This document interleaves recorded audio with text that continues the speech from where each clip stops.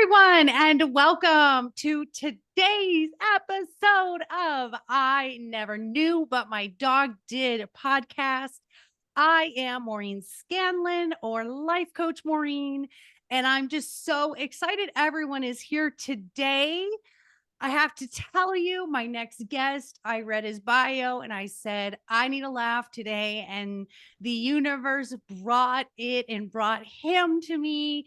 I think you guys are going to enjoy him. We were just talking offline, and I feel like him and I could just talk for like an hour. And so this is going to be a great podcast with fun and interesting information.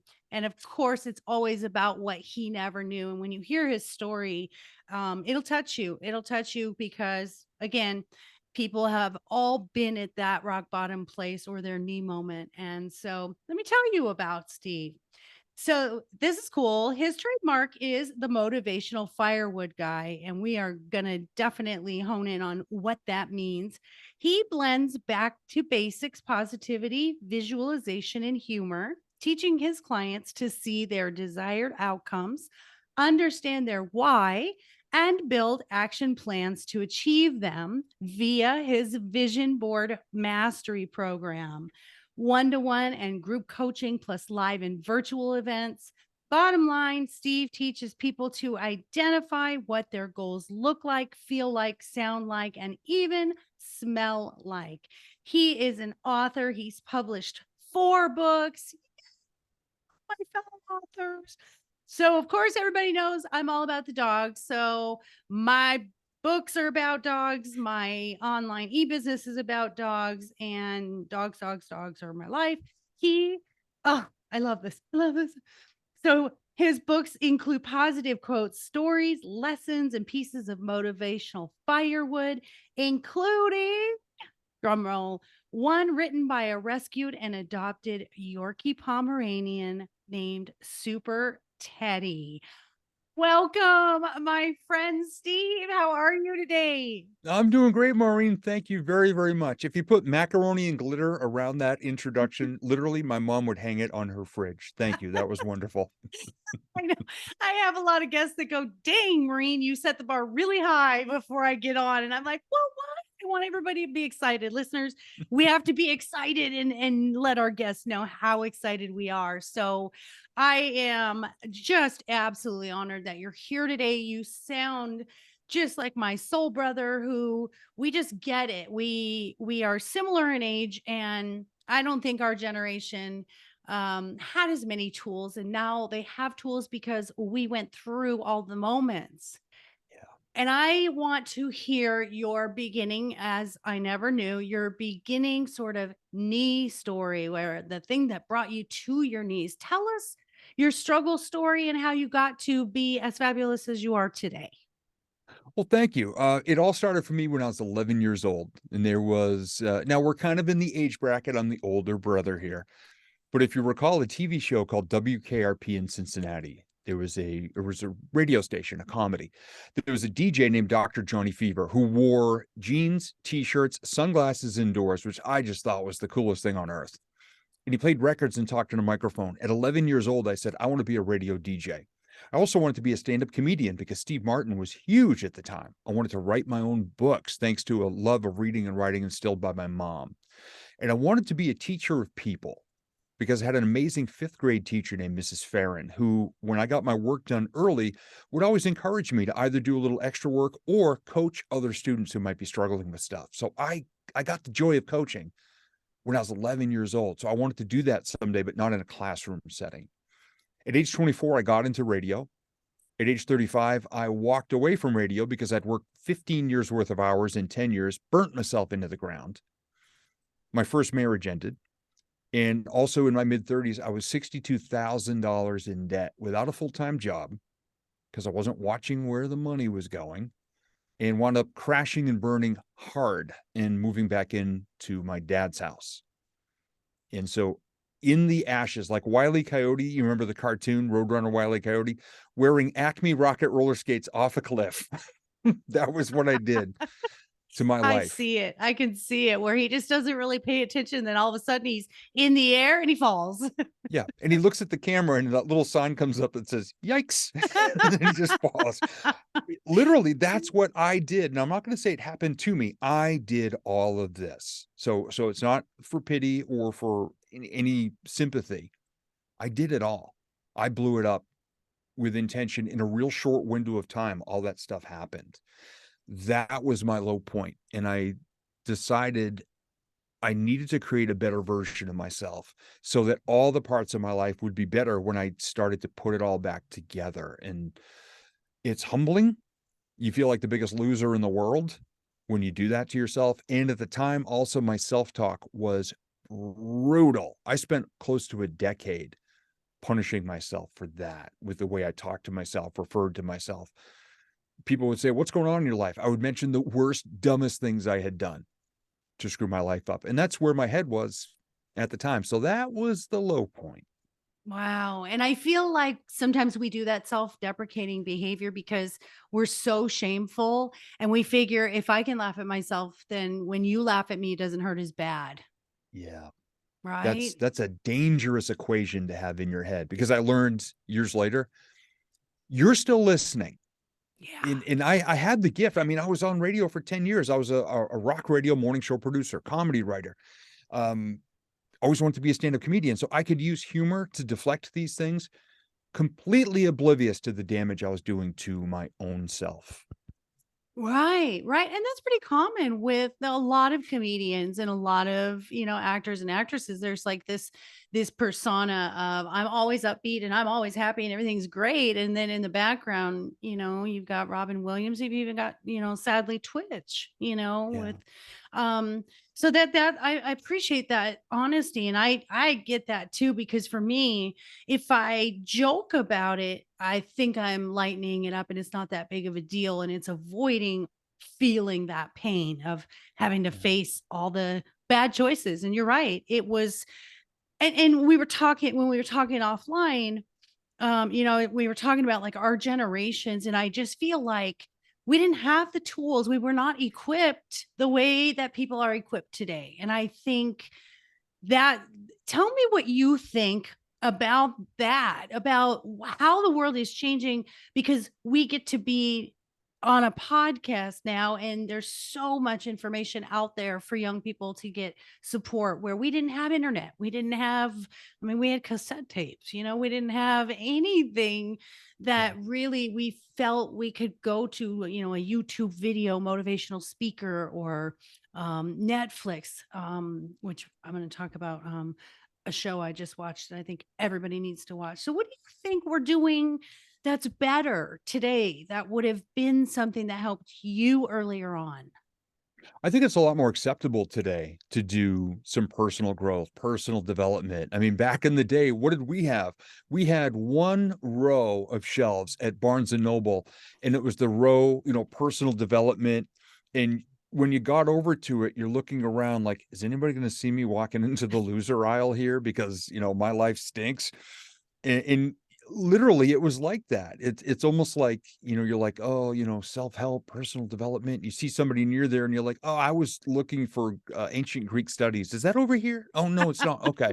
And then you'd walk around. And then if those people were gone, you'd go back through and okay, where's Tony Robbins? Where's Tony Robbins? Because he was, one of the big gurus at the time. And I was a big Tony fan early on. I'm not as much these days, but you felt like a failure if you had to walk down that aisle. And now I'm part of the industry.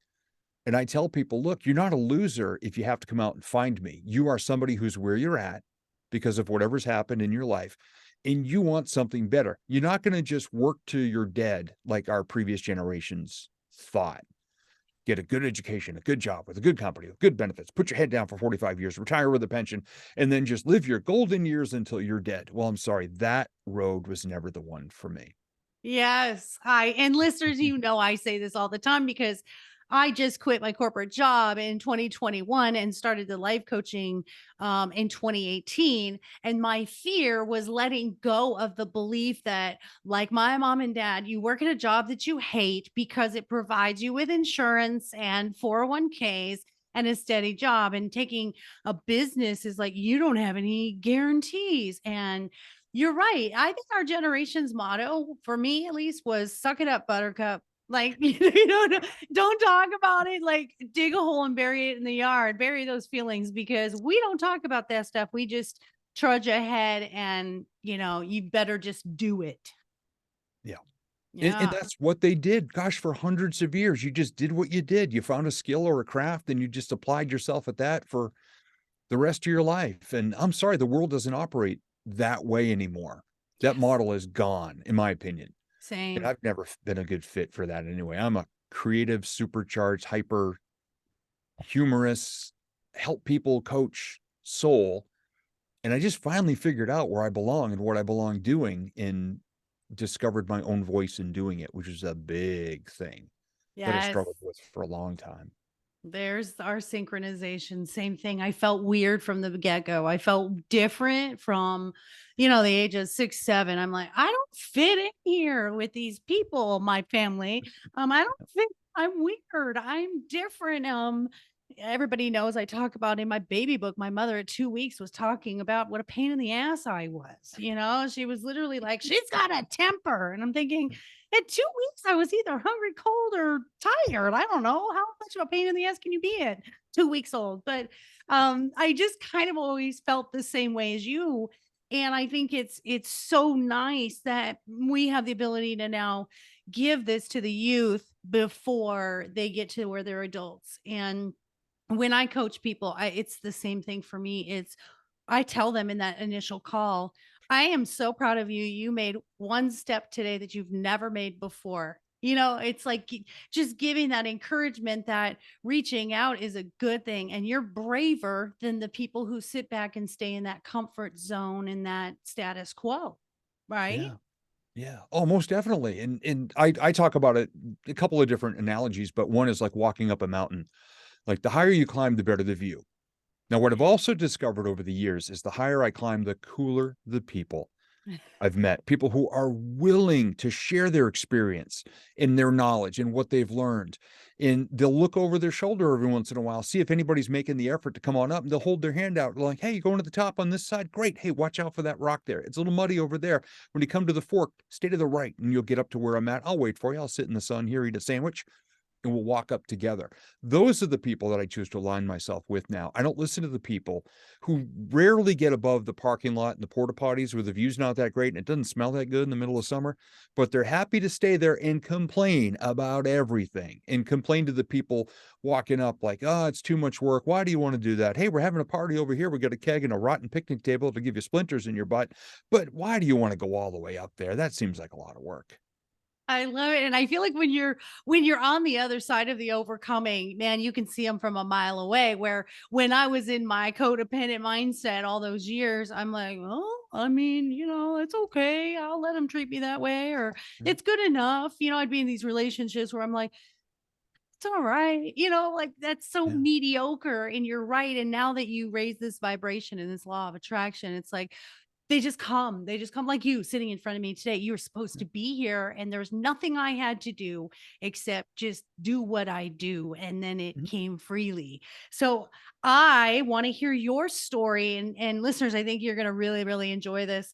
The story of the golf range, the driving range. That's what Yep. it's called. Tell us about that moment. That is a pivotal moment.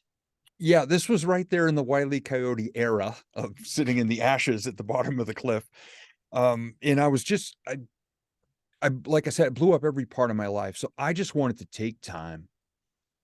I was reading a lot. I was writing a lot. I was just thinking a lot. And I was plotting out the best version of myself. And a big part of that for me was just getting out the frustrations. On a Friday afternoon, very hot and humid in the middle of August 2003. I had $3 in my pocket and I was driving past this old mini golf place that had a driving range. And for $3, you get a big bucket of golf balls and to your heart's content, whack the crap out of them just to get out your frustrations. Yes. So I went to the farthest tee box. They had like 20 tee boxes. I went all the way to the right because I could do the least amount of damage there because I'm a horrible golfer. I didn't want to dent anybody's car in the parking lot. So I'm way down the end. There's a huge wall of netting here, so I didn't damage the trucks at the business next door. But there was also these giant steel columns of power lines running straight through where I was hitting. In hot, humid New Hampshire in August, what happened? A thunderstorm came ripping through. So it's pouring rain. Everybody but me ran from the storm. And I'm just out there hitting golf balls barefoot in the wet grass. And at one point, just held the club up in the air and just looked up sarcastically and said, "Go ahead. I dare you. Oh my Go ahead." And I didn't get struck, which is probably a good thing. So I hit my bucket and the full buckets of two guys who had run from the storm and not come back. So after an hour, I couldn't even lift my arms. And I got my buckets in the club and returned everything, got to my car. And as soon as I opened the door, the rain stopped and the sun came out and I just started laughing. And I looked up. Now, I'm not particularly religious, but me and God, we're good. So I just looked up and started laughing, thinking, well played. That was cool. So the Yeah. next day, I'm on a phone call with my brand new life coach that I just started working with. I was his first client. I was his guinea pig for everything.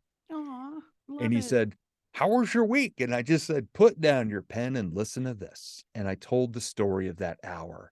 Now, I did it very self-deprecatingly, like I'm a moron because I did all this, but I made it as funny as I could. In about 3 minutes, I told the whole story.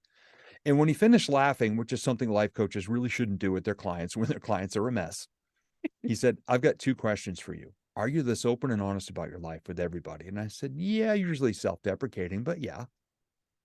"Have you ever thought of being a motivational speaker or stand-up comedian? I think you'd be great at both." And I just laughed. I said, "Well, since I was about 11, I've wanted to do this, but I never had the guts or the direction or even a clue of how to pursue it." In the Yeah. pile of junk mail on his desk was a brochure from a local community college. He said, "You're not going to believe this. 2 weeks from now, there's an intro to stand-up comedy course starting at this college. You want to go?" "Yeah." "You ever heard of Toastmasters?" I go, "Where they kind of get together and tell stories and stuff?" He says, "Yeah." He goes, "You got the story." He goes, "Just go in and work on your tools. That's all." And there's one in one town away from you that's one of the most award-winning chapters in the state. 3 weeks later, I was there at my first meeting.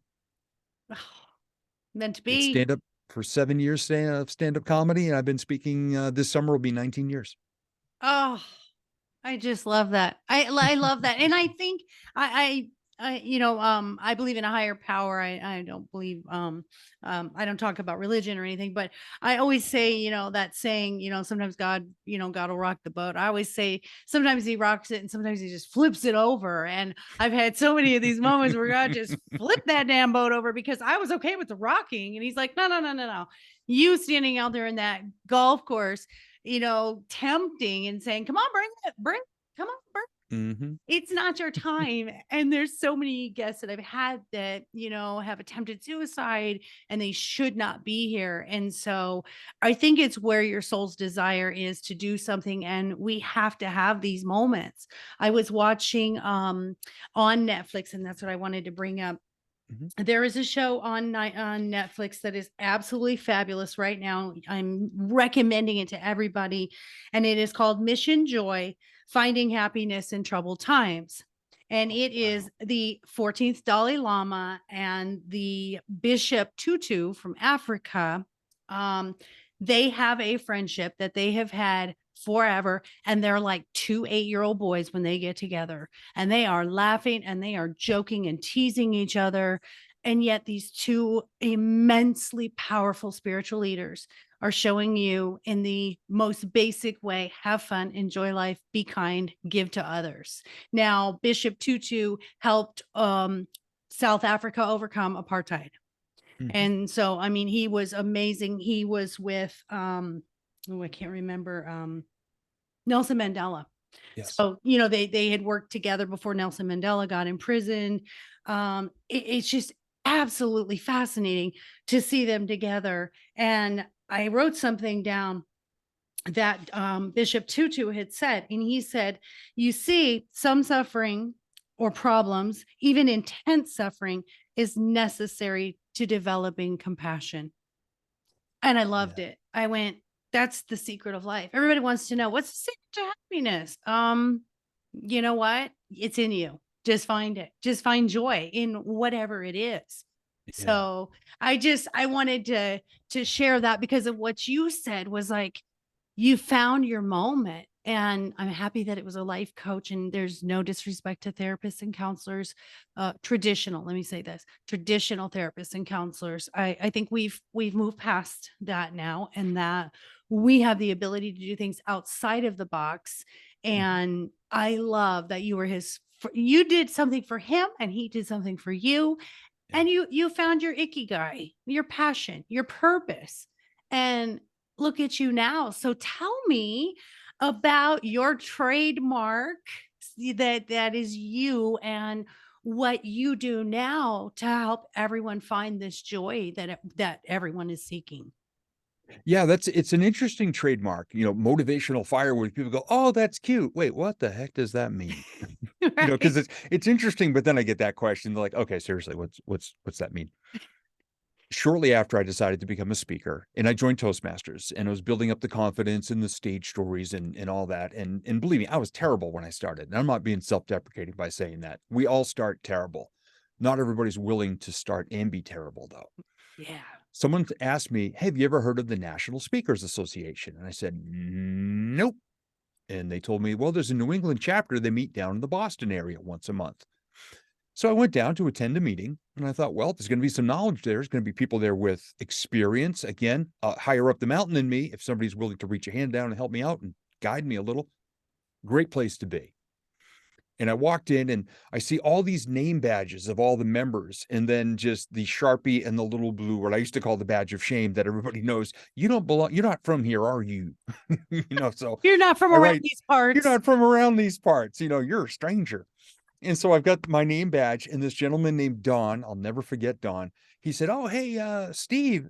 Hey, so great to meet you. What brings you here?" I said, "Well, I'm a speaker. I'm a new speaker." "Oh, what do you do?" I said, "Well, I'm a motivational speaker." "Okay, what sets you apart?" I said, "I motivate people." He goes, "Steve, we all do that. What sets you apart?" Now, here's where Don went from just a guy on the other side of the desk to a total angel. He and I had a conversation for maybe 3 minutes, and he just kept asking, "Okay, well, what makes you different? What's your approach? What's your style?" And this, and finally, I just threw up my hands and I said, "Don, if people are coming to pay to hear me speak, it means they have a spark of something in their heart, but they're stuck, and they have no idea how to pursue their goals, and they're looking for guidance." I said, "They have a spark, and if I share something with them that gets them to take action, it's kind of like I gave them a piece of motivational firewood or something." And he went, "That is interesting and unique and different." He said, "Do you know anything about trademarking?" "Nope." "Consider trademarking that." And I did. I dropped, I think, $1,200 to get the trademark on motivational firewood. And I just became known where people said, "Well, who are you?" I said, "I'm the motivational firewood guy. I'm the guy who comes in and with humor, motivation, education, inspiration, visualization, I help people to understand that they get a little spark and something I share is going to trigger them to take an action and create fire." Oh, And that's it. No, none of the big rah, rah, rah, buy my stuff. None of that. That's not what I'm about as a speaker. and I feel like that's the key, is like to be more simplistic in our messages, because that's all we want. Just give me some steps. I mean, my clients don't Yeah. come to me and say, "Give me the 12 cognitive distortions, Maureen, that are explaining why I'm doing what I'm doing." Yeah, Yeah. no. They're like, "What the hell do I keep doing wrong? What's going on here? Why am I on this hamster wheel? Why do I believe in the insanity cycle?" I mean, literally, that's that nobody wants complicated anything. I mean, my message is be your own best friend. That's it, Yeah. and learn from the dogs, because in their eyes you are perfection. They love you unconditionally, and you need to love you unconditionally.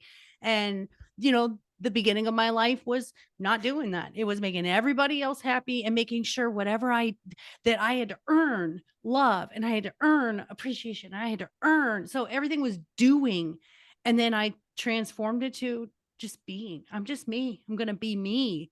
So I love that spark ignites the fire. And if we don't have fire, nothing keeps us warm, nothing's bright, nothing nourishes us. I mean, I could go on and on with that analogy, because I'm a visual girl, which brings us to something kind of controversial. So I don't believe in resolutions Mhm.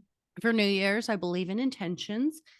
And I've always been a believer in vision boards. and it's actually worked for me. But a lot of people are diverting away from that. And I want to know how you create, or you want us to create, these vision boards that will be effective for these goals we want. Yeah, and I agree with you on the resolutions, because so many people, it's this big broad brush thing. I want to be happier, healthier, more money. Well, great. You Yeah. want to quantify that? What does that look like, feel like, sound like, smell Yeah. like? I ask people what their goals smell like. I want people to attach every single sense to their goals. So the way I work through is I encourage people to stop attending vision board parties, especially when the marketing says, hey, we're having a vision board party. We're going to have wine, cheese, crackers, scissors, glue sticks, glitter, magazines, poster boards. Wine, cheese, crackers. No. Think about where your life is right now. Think about where you want it to be 1 year from now. And I understand if you have longer term goals than that. That's wonderful. Great. What is 1 year's progress towards your goals? And some people say, well, a year's not much. A year is a lot if you've never done this. Yeah. Even a year can be overwhelming to people. And I work there. You can buy a vision board starter kit on Amazon for about $26. It will come with the picture of the mansion, the yacht, the Lamborghini, the private jet, the helicopter, the big honking jewelry, and the bank vault full of gold bars or piles of cash. I Oh, laugh. I actually have a t-shirt line. It's hanging over there on the other wall. And on the back it says, friends don't let friends attend vision board parties. Because I'm yes. because I'm also known as the vision board guy. So think of where your life is now. And think of these 8 categories. It's a life wheel, pretty standard thing in the personal development world, the life wheel. I've tweaked it to the way that I teach. Your goals, even if you set one per year, your physical health, your emotional well-being. Imagine that, setting goals for the emotions you want to feel on a regular basis. That's powerful. Yeah. Your relationships, your core values and ethics that guide you, your faith and spirituality, if you believe in God, the universe, a higher power, which also guides you, your connection to the world in a real way, which a lot of people have struggled with over the past couple of years with the pandemic, isolation, depression, anxiety, and then your career and your money. You set Yeah. one goal in each, you're very quickly going to realize that all of these 8 areas of life are already working together 24/7. Wouldn't it be a good idea to have some control over that and not just write something down, but create or find a visual that represents exactly where you want to be a year from now, and attach as many senses as you can? And then a big, big important question to ask yourself: why do I want this? The answer will probably start with, because right now my life stinks. Okay, but why do you want it to be better? What's at the other end? Who are you going to become in the process of achieving what you're looking after? And I get a lot of people look at this as very woo-woo. And the way I explain things, I like to refer to it as blue collar woo. you know, I explain in very actionable blue collar nuts and bolts terms Yeah. of how to do this. I don't talk anything mystical. The Secret was a really great introduction to the law of attraction, but they used a genie and a magic lamp in the DVD, which drives me nuts Yes. because Yes. it's not about that. No. But what I do is get people to start to visualize. And one thing I'm very good at with my coaching is using the humor and the creativity and getting emotional responses from people, because it's a very safe area when I'm coaching with someone to say, well, okay, physical health, what's your goal? Well, I'm fat. Well, you're overweight for your height. I can't make you 7 feet tall, but what would be your target weight? Well, this. Okay. Over the course of a year, you're only talking about this little bit at a time. So let's Yeah. build an action plan. Why do you want to lose this weight? Well, for me personally, because 2 years ago I weighed 247. Now I weigh 222. I was Wow. drinking a very tall rum and coke every night, which was not good for my health. I was doing Yeah. it to relax, but it was very tall. And my dad passed away 4.5 years ago, and I watched over the past 5, 6 years at the end of his life, he became physically a burden on my stepmom because he had Parkinson's. And not only cognitively was he starting to lose himself, but his balance was off, and she was having to pick him up off the ground. And I said, I'm going to get healthier because I never want my Tina to have to pick me up off the floor. I'm going to be the strong one. I'm going to be the best version of myself health wise. I have never been so dedicated to my health in my life, and I'm almost 55, as when I set that why. Yeah. Yeah. I love that. Critical. Yeah. And it's not about what society expects from us. That's where we've got to stop looking for that outside validation. And I completely agree with you. It's digging down to why do you want it? Everyone wants money, and your why has to be more than I just want to drive around town looking good in a nice car. It has to be why. For me, it's freedom, freedom to travel. I love new cultures and meeting people. That's the why. So you're right. We need to tell them, how do we get deeper? And for me in my coaching as well, it's chunking it up. Let's make it manageable. It's, Hmm. I always say, you people when they come for coaching are looking at the mountain. And I always say, just look at the first step on the trail and I'll walk up there with you and it won't be so scary. But that big, overwhelming, I have so many things I have to work on. It's like, let it go. Everything you've done in life, you've done in steps, right?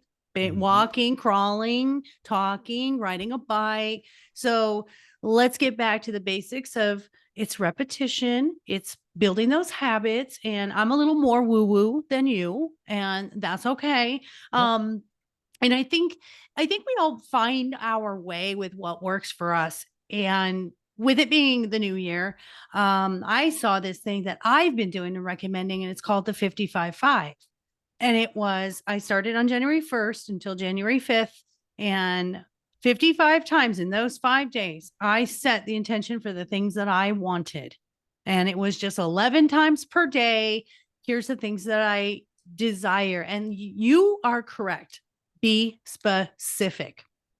In Mhm. my relationship coaching, I said, you know, I create this avatar with my clients and I say, these are non-negotiable soul needs. This is not, I want a 5'9" brunette, blue-eyed guy. Like, you're gonna get one. He's just not gonna be a good match for you. So just like that, I think intentionally in our life, be specific. What do you want? If you want a new car, what kind of car do you want? What color? Where are you going to get it? How much is it going to cost? What do you want your payment to be? Like, people always think, oh, I don't want to be, asking too much, especially like in dating. And I always go, that's the place you need to be the most picky and specific. Like, of all the things, it's a life partner. Like, why are you just going to be, Yeah. kind of laissez faire about that one? That's the one that we have to be picky about. So I love what you said about that, and I love how you do that with your clients, where you make them dig deeper. And I think without self-reflection and self-awareness, we can't get anywhere. And if that's anyone's goals, they have to be willing to really do that deep dive of ownership and accountability. So that brings me to your books. God, I could talk to you forever, and we're already over, but I don't care.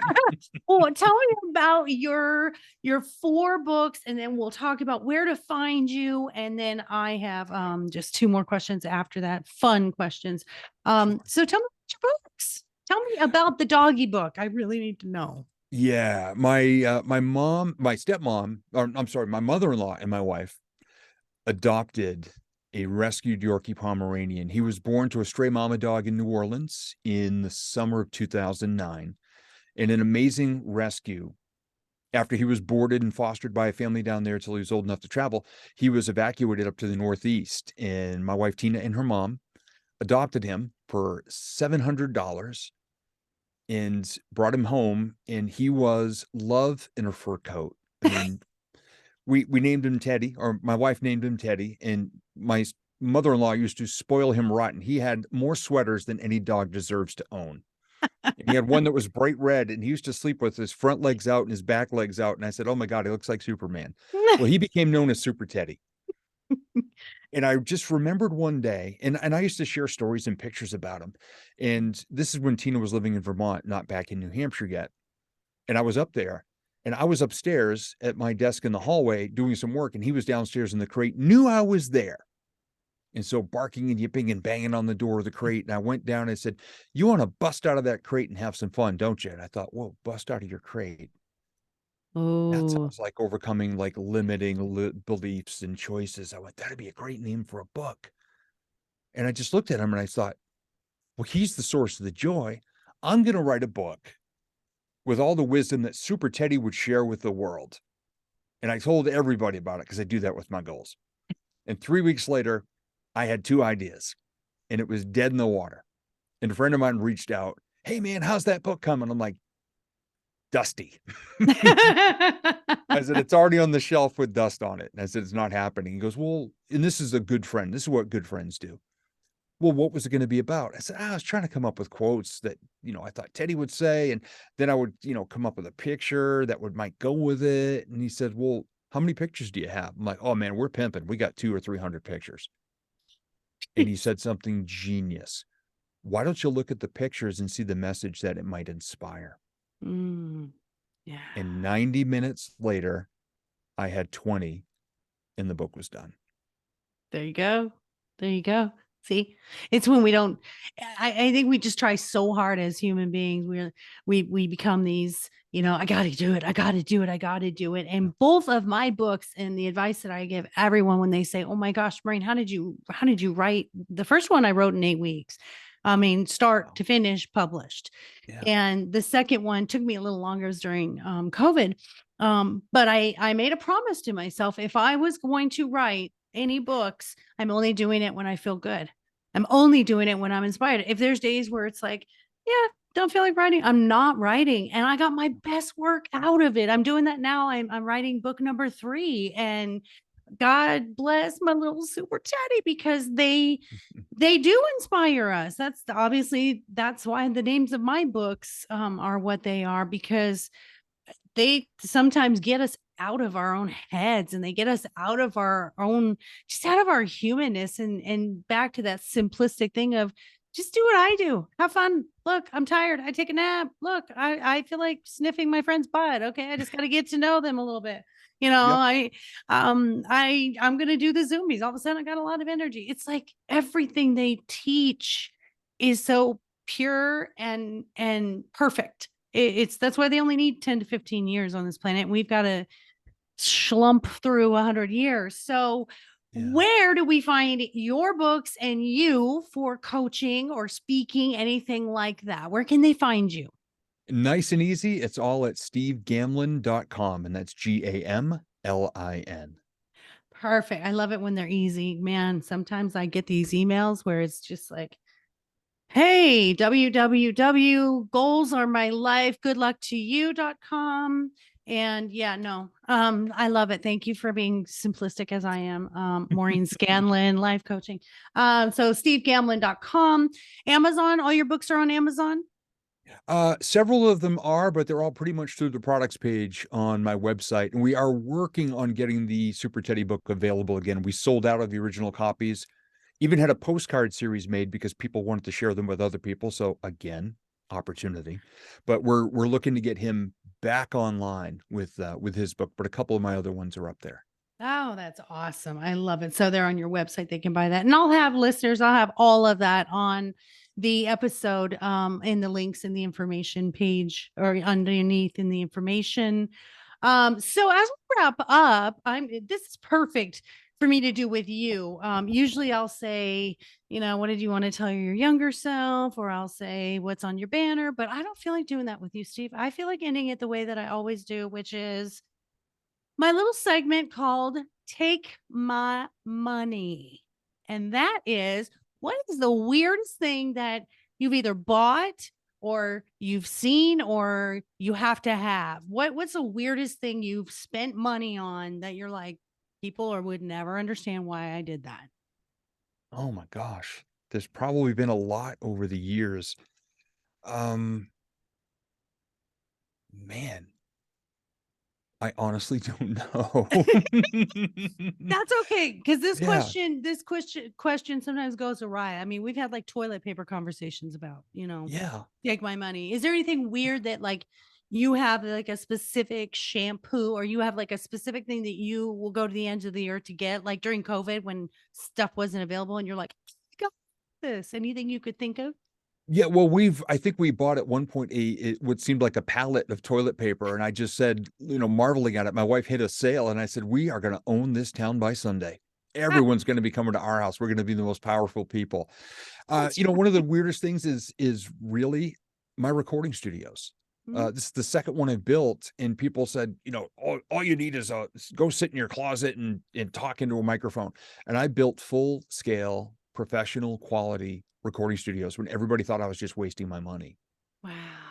And now, Your girl could use some help, because there are like dog barking and technology issues. So good for you though. That's talent because it does. You have to do the insulation and you've got to do the soundproofing and you got to have all this like high tech equipment. I'm the girl with the microphone in the closet. Well, maybe not the closet, but we do have it's in a room. In fact, I'm next to my husband, so we have like dual desks next to each other. So he's got to leave the room on a business call, and then if I'm not podcasting, I got to leave the room. It's just a ridiculous setup, but it is what it is. So I'm going to share with you what I found today for Take My Money. I personally feel my spirit animal is the inflatable car wash tube guy. I just think it's me. It's just me. Yeah, I drive by and I see him doing his thing, and I'm like, yeah, buddy, I feel you. I see you. I see you. So on Amazon, they have a desk car wash inflatable tube guy. I need that. I so need that. love it. That would bring me so much joy. Like I would do it during a podcast. Of course, I'd be serious and I'd be like laughing at my inflatable guy. So there's one of my Take My Monies. I need a desk car wash inflatable guy. And then I think you'll find this fun. It's a little bit dog related. There's a calendar of pooping pooches. Yes, there is. Yep. Because if you don't know this, listeners, when your dog looks at you, makes eye contact when they're doing their business, it's because they trust you to protect them. It's when they are their most vulnerable and they're looking to you for protection. So why not have a calendar? People will spend money on anything, and it exists because there's a demand. That's correct, because people like me will share it with the world, and I should get like, some royalties off of the pooping pooches calendar. I've got a buddy of mine on social media who has 3 dogs, and at least 3 times a week, he posts a picture of the dogs and they all go at the same time and they are triangulated throughout his yard. They don't go next to each other. So he calls it the Poo Muta triangle. Every time he gets them to do that, he could make his own calendar at this point, and he just his dogs are amazing. There's inspiration everywhere, my people, everywhere. Well, I thank you so much. This was so much fun. Steve, I'm so glad I got to meet you. I'm so glad you shared your story with our listeners. And I really believe sometimes that humor is more healing than anything else. And I think that's what you are all about. And you're so inspirational. And I'm so honored to have met you today. My pleasure. And my 4th core value of the 4 on my wall, the 4th one is be fun as heck to work with. Yes. Bring that to every experience. So I'm honored to have been invited here to be part of this conversation with you today. So thank you very, very much. You are welcome. Did you have fun? I had fun. This was great. And 10 minutes from now, I'm going to think of at least 20 things I bought that were silly that I could have used as an answer. Okay. You can email me and then I'll add it into the next podcast and I'll say, hey, a previous guest, Steve Gamlin, he couldn't think of it then, but here's what he found. So, I just thought of one of them and I'll send you a picture. I will get it in there. And listeners, if you want to send me the desk car wash inflatable guy, I'm all about it. I'll PM you on my address. But seriously, thank you all listeners for being here. We have 5 stars on Apple, and I could not be more grateful for that. And I'm so shocked. We are almost at, we're at 840 downloads, which for 6 months of podcasting is unheard of. That's really congratulations. A big deal. Thank you so much. And I think it's just because of guests like you that are so much fun. And guys, the spiel. I'm going to have to repeat it. Lifecoachmaureen.com. If you're looking for dating, coaching, relationship coaching, self-esteem, self-confidence coaching. I am all about finding who you are and being your own best friend through the eyes of our puppies. MyDogIsEverything.net is our boutique where we have nothing but healthy treats and fun wardrobe stuff, matching shirts and bandanas and all the cute stuff for you and your pups. And lastly, my books on Amazon. My dog is more enlightened than I am, and my dog is my relationship coach. And I am in the process of writing book 3. So look for that. I'm going to try to get that done and published in 2023. So I have big goals that Steve had just helped me figure out how to chunk it up because I got a lot going on. So thank you all for being here. I wish you all well. If you need anything, you want to comment, you want to be a guest, you want to reach out to Steve, remember that's stevegamlin.com. Yeah, we're all here for you and we're all here for each other. And that's what this world and this life is about, is the sharing and the caring. So everyone be happy, be well, and ending today with be funny. So take care and we'll see you next episode, everyone. Bye.